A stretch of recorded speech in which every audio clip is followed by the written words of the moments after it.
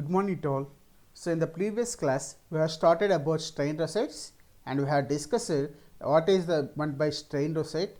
Simply, the strain rosette is said to be the combination of more than one number of strain gauge which are arranged in different orientations to determine the state of strains at that particular point is known as strain rosette.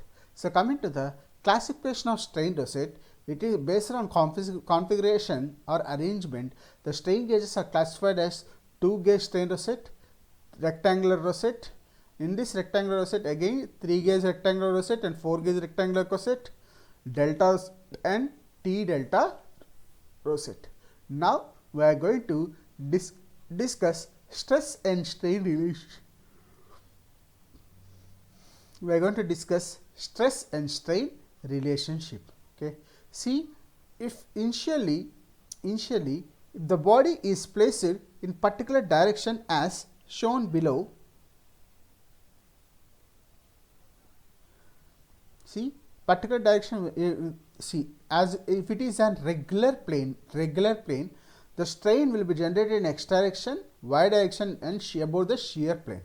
Now, if I want to measure the strain generated or by the strain gauge, or if I want to determine stress and strain relationship from using the strain gauge which is placed at certain orientation. See, here in this diagram, the strain gauge is arranged with an angle of phi with respect to the x direction.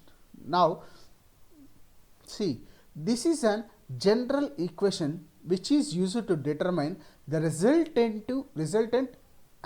resultant strain with respect to the strain produced in x direction, y direction. So that means the strain with respect to which is placed at an orientation of phi, I can write it as strain in x direction, that is epsilon x cos square phi plus epsilon y sin square phi plus gamma xy sin phi cos phi. Okay. So see, epsilon x is nothing but strain in x direction, that means with respect to the longitudinal strain with respect to the strain gauge in placed at the angle of phi, and epsilon y is the transverse strain and gamma xy is the shear strain.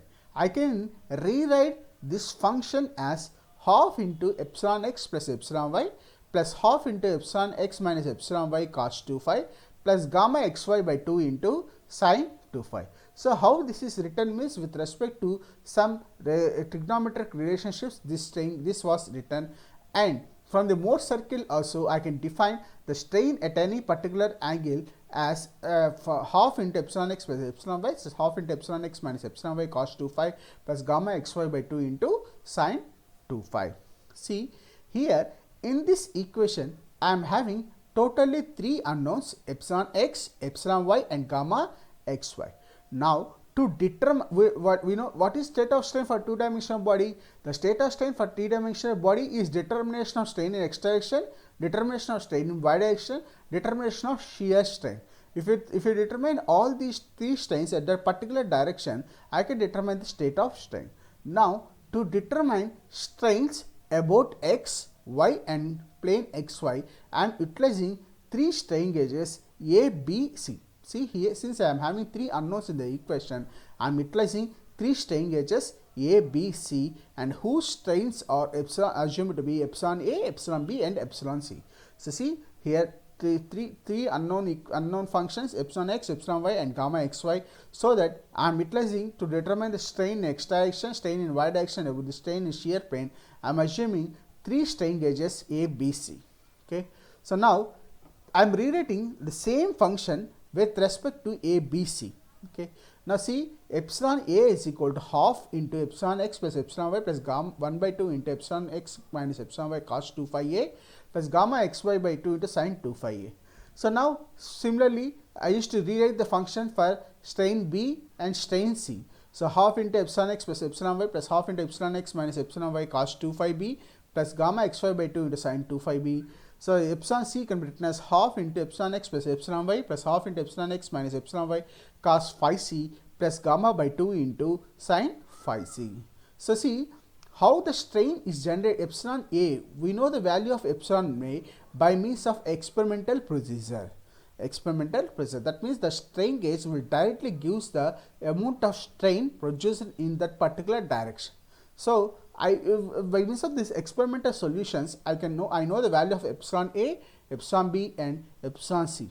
If I substitute those values in this equation and resolve these three equations, that epsilon A, epsilon B, and epsilon C equations, I can easily determine the state of strains, that is epsilon x, epsilon y, and gamma xy.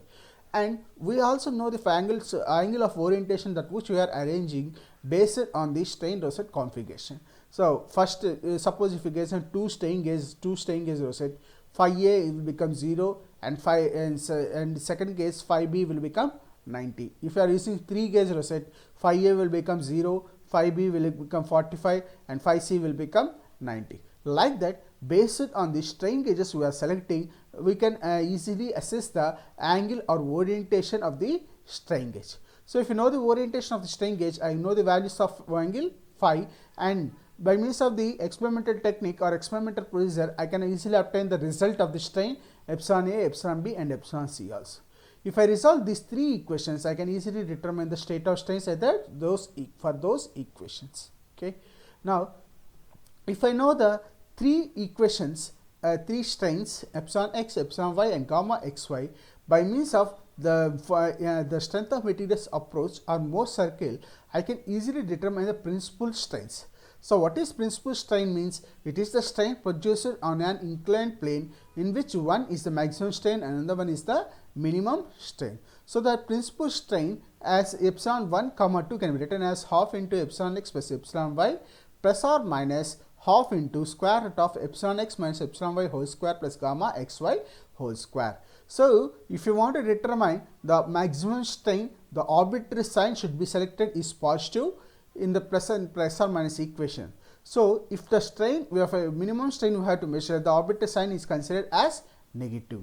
Similarly, I can determine the maximum shear strain as gamma max is equal to square root of epsilon x minus epsilon y whole square plus gamma xy whole square.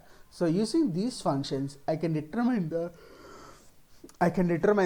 principal strains generated in the body. Okay. Similarly, if you know the strains, I can easily determine the stresses. Okay. So this is a principal strain direction tan 2 phi is equal to gamma xy by epsilon x minus epsilon y. So we know the relationship for two-dimensional body, stress and strain relationship for two-dimensional body, that we are discussing in basic classes itself. For two-dimensional body, we used to have two conditions, plane stress condition and plane strain condition. Depend upon the material, depend upon the body structure, I can consider it is whether it is a plane strain or plane stress. Okay. So whatever it may be, if it is a plane strain condition or plane stress condition, with respect to those conditions, the relationship between the stress and strain is going to be derived. Okay. Now here I am assuming the maximum principal strain sigma 1 is equal to E by 1 minus mu square into epsilon plus mu into epsilon 2. Similarly, minimum strain can be assumed as sigma 2 is equal to E by 1 minus mu square into epsilon 2 plus mu into epsilon 1. Okay. So these are the different this is the method to determine the stress and strains by using the strain rosette. Okay. So in the next class, we are going to discuss another special technique of the experimental stress analysis, that is non-destructive testing, which is also known as non-destructive evaluation. Thank you.